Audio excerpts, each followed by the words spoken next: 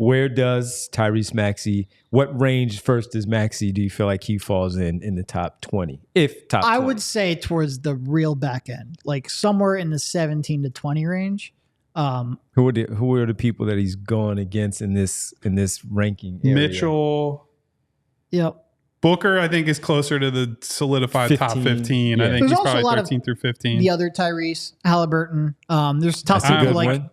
So that's one of my other guys that I'm like, I need to see another year of Halliburton. All NBA guy?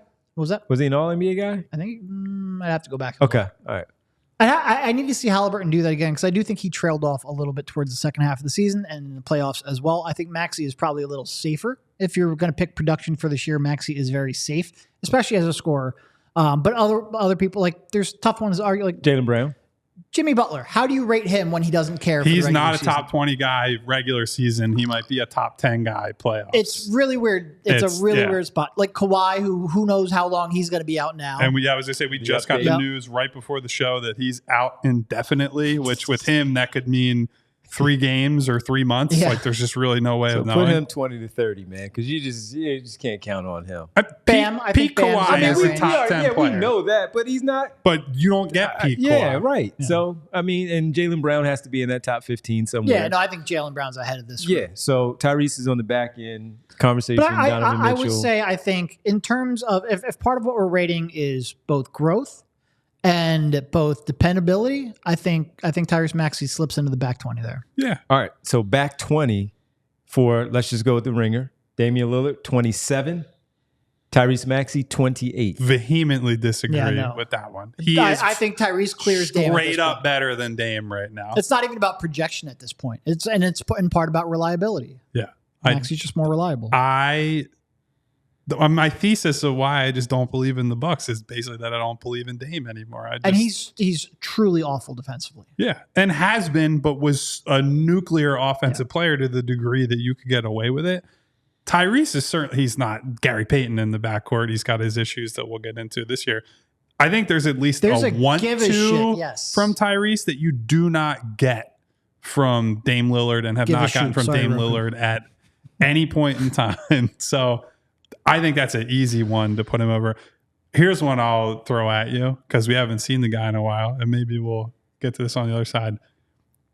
Maxey versus Ja Morant right now. Okay. After the long layoff for Ja Certainly, Morant. if you're talking about dependability, Maxey. But, I mean, look, Ja's an incredible player. Like, on the court, just based off, if he's going to be on the court, like, Ja would be really high on my list. Ja Morant, comeback kid. A lot of buzz there from Memphis for Zach Edey draft. Vince's guy, Zach Edey, was destroying people the other night. So, Tyrese Maxey, Ja Morant, when he left, Ja Morant was way above where Tyrese Maxey is right now. We will be talking about him probably in that top 10, top 12 for the job that he did. But what does it look like now? I have no idea. Yeah. It's been just so long since he's played basketball. I think if we knew that Ja had actually learned from his missteps the last couple of years, I think he's pretty firmly in that 12 to 15 range. I'm not close enough to him or the Grizzlies or people down there to know, like, hey, he's not going to, in mid-January, do some stupid stuff and get suspended. Delete TikTok from your phone. And also, like, he's had injuries, right? Like, he's not a clean bill of health type guy. And so there's risk in that too. But I think because of all those factors, because we have the belief in Tyrese on multiple fronts, personality, health, production, I think it's at least a conversation going into the year. It'll be interesting to see. So gun to your head, who are you taking? I think I would take Ja's upside, but I'm always I put Ant at 6. So I'm a gamble on the upside type of guy.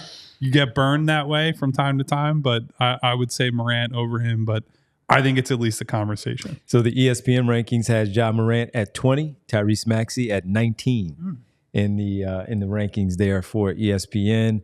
As far as the ringer goes, I missed Ja Morant after we talked about where Maxey and Lillard were. He's at 24. I just pulled it up. Yep, 24 in the ringer. And that 4 spots ahead of Tyrese. 4 spots ahead of Tyrese. But in that same Ringer ranking, they have the other Sixer at 23, Paul George at 23, right ahead of Ja Morant. And does that sound about right for you, for Paul George? I think he's a top he's 25 guy. I think he's in the 20s. It does in part because he could end up missing 15, 20 games as well. So that dependability might not be there. But I think in the 20s. He's at 21 in ESPN. And I would also say a lot of these lists that I've seen have Jimmy as a top 20 guy. Yes. I would take Paul, at least in the regular season, over Jimmy, because Jimmy spends half the season like, I don't really feel like playing. I don't really feel like shooting threes. And you have to weigh that against Jimmy Butler, playoff guy. So I think in terms of like the game to game, give a damn factor. Right. Yeah. I would put Paul George over him, but I think ceiling, because Jimmy has that je ne sais quoi, so to speak. Give a think darn. I would. Kyle, People are saying I said thesis. Now I'm dropping. Kyle apologizes. He meant give a darn. No, we can say damn. That's not. Anyway. So does Wemby hit your top 15? No. Not yet. No, because there are too many guys that you mentioned, from Devin Booker and Jaylen Brown. I would take Jaylen Brown. I would take Booker. I would take Anthony Davis. Davis, we talked about. is in AD, there. Brunson. Brunson is in there, so he would be out of there. And then you have to consider Bam Adebayo as well. Also, I would take Donovan Mitchell over Wemby this year. Yeah. Certainly not long term, but the body of work for Mitchell is a lot stronger than Wemby's is.